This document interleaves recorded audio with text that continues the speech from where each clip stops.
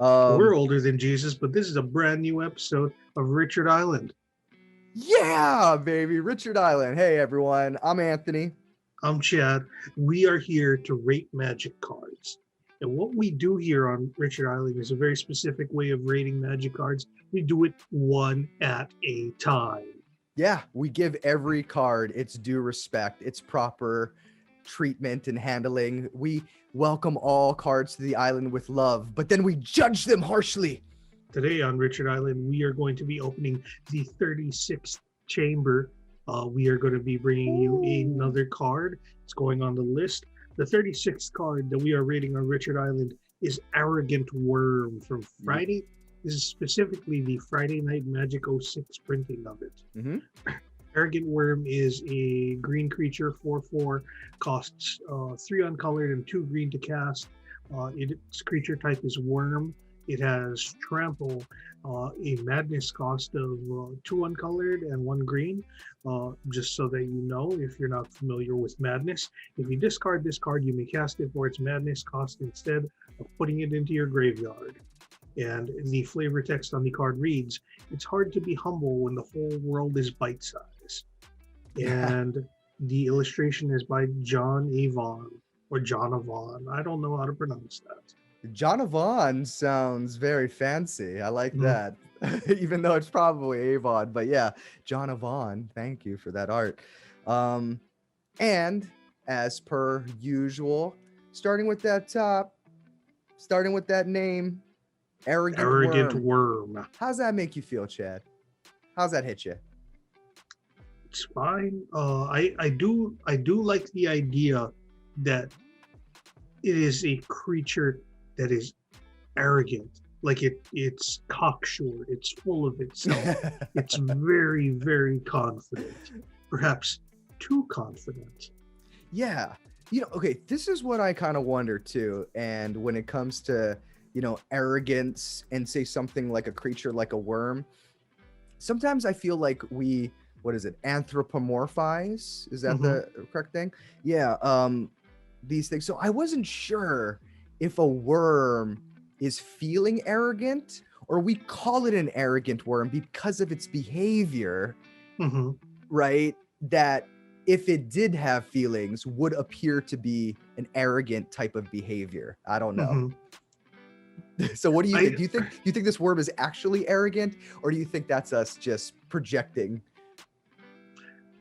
see the thing that's hard to figure out about this is it's a worm, but it's spelled with a U. Oh, that's right. So Yeah. what is a worm with a U? It's I like a know what a dragon, right? worm. Well, usually aren't those worms with a Y? Oh, yeah, that's right. No, you're right. Yeah, so what is a worm? Worm. Worm. You know what? Worm. Maybe back to the 36 chambers reference. Maybe it's a woo worm. I don't know. This name just got better. Yeah. And you look at the picture and you're like, I have no idea what that mess of flesh is. Yeah, you're right. It's this weird, lumpy, misshapen thing that we're going to talk more about in art. But Yeah. for now, uh, arrogant worm. It's like it's an interesting name. Yeah. It makes me wonder what it is about it that makes it arrogant. And Hmm. again, this is one of those things that ties into other parts of the card. So on the basis of that, I gave it a 3. You know what, Chad? You brought me up. If initially I was just like, I don't know if arrogant's a good thing to describe a worm, but you're right. Pointing out the spelling, the woo, all that stuff. Yeah. You know what? You're right. This is kind of fun. All right. I'll give it a Mhm. 3 too. Yeah. All right. Right next to the name, we got our casting cost. Uh-huh. It is 3 uncolored and 2 green. We do not count the madness cost because that is part of the rules, not part of the Yes. casting cost. Yeah, that's what we kind of decided. Yeah. Okay, Yeah, cool. so 5 mana for a 4/4 traveler is meh. Give it Yeah. a 2. Yeah, it's okay. That's what I'm saying. Yeah, I also gave it a 2. This is the kind of draft card that will likely make your deck, but it's Mhm. also it's going to be on the chopping block if you draft things that are a little bit more efficient. Mhm. So, but yeah, not the worst thing, and certainly I have seen it even in a constructed yet cast for that cost, but you're certainly unhappy when that's the case. In fact, you're probably playing the deck wrong if you're casting it for its actual casting cost. So yeah, the casting cost itself, it's like a 2. Yeah, I Yep. agree. Yeah. Art. What the Okay. fuck? Yeah. That's I think that should have been maybe the subtext on here. No, Mhm. but I just What one is you? but anyway, looking at this guy, it definitely has that like Dune like like mouth look to it. My main issue is it's a weird, disgusting looking pile of flesh. Where Yeah. I'm not sure what's going on with any of it. Their actual in the torment art for the card, Yeah.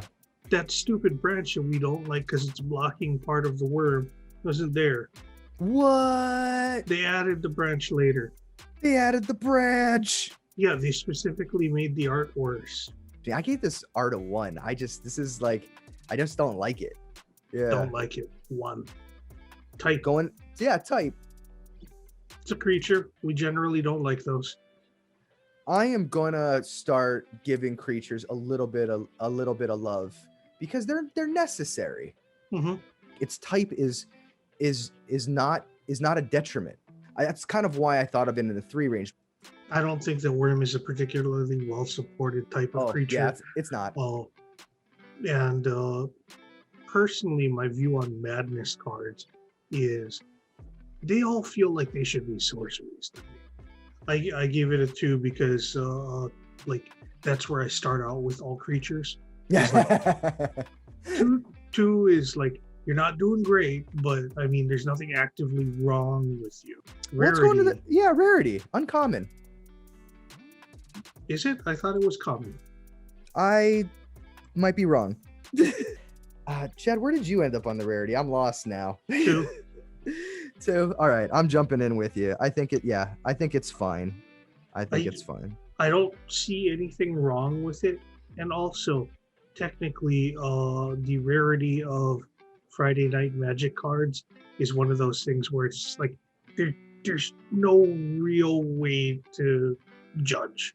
What do you think? You like the Friday Night Magic printing better than the Torment printing? I would rather see the Torment printing, but honestly, this thing's ugly either way. So I'm coming down to a 3. Yeah, if you can get like an official DCI promo version of almost any card, you want to use that one. You're just telling people like, hey, I've been doing this. I've been about this life for a while. But here's the part I love talking about. These rules, eh? Wait, what'd you give for the printing? Oh, I gave it a 3. I bumped it down. I gave it a 1. Suck it, Friday night. But mechanically speaking, I love this card. You know how we talked about the other week, how we talked about like puzzle pieces? Mm-hmm. You need this. Like this card functions so magnificent in these kinds of decks. Having a looter in play, right? And then holding up mana on your opponent's turn, right? It's just so glorious because they're just like, they cast something meaningless, you drop the Arrogant Worm on them, right? Before you loot, draw a card, drop the Arrogant Worm for 3. Yeah. Fits perfectly after a 2 casting cost looter. Looter on 2, Arrogant Worm on 3. Life is good. This card is just such a hardcore player in that blue-green madness deck. Because like you're either holding up a counter or you're dropping a madness creature. And it could be one, it could be both. Your opponent just doesn't know. It's so hard to play to a deck that doesn't have any consequences, because that's what blue's problem is, right? You need these flash creatures. Otherwise, you holding up your mana on their turn is just you wasting and falling behind in the resource game, you know? There were like no good answers to it. And one of the really cool things about Madness back in the day is that was one of those things that separated the good players from the bad players. Mm, because an average to bad player is just gonna look at something and be like, I gotta discard to play this card. Like yeah. nowadays, I think that because we're watching people play Arena on Twitch, because they film the tournaments and everything. Hmm. I think nowadays, like every single not creature type ability, every keyword, like people understand it a lot more now. Even though I'm saying all these accolades, I did end up on the rules as like a 3. You But say, but wouldn't that be great? It's like you kind of want that. When we talk about the 5s in terms of like power and all-time great cards, sometimes maybe it's bad when it's too powerful, right? Like when a card is just so ridiculously good, it's just obvious to play. What did you end up on the rules for this one? 3. 3? Yeah. See, that seems about right, yeah? Yeah. Yeah. All right, hey, Flavor. Yeah. All right, so the flavor text on the card reads, "It's hard to be humble when the whole world is bite size." That indicates a scale for this worm that I think that the actual stats do not reflect, No, because there's a lot of bigger worms. it does play into the arrogance part, because once again, if this thing just sees everything as bite size, yeah, you would have an inflated sense of one's own abilities. Also, this flavor text did add to the card. Yeah, so I gave it a 3 also. Also a 3. Yep. Yeah, cool, man. So I guess I'm at a 20. I'm at a 17.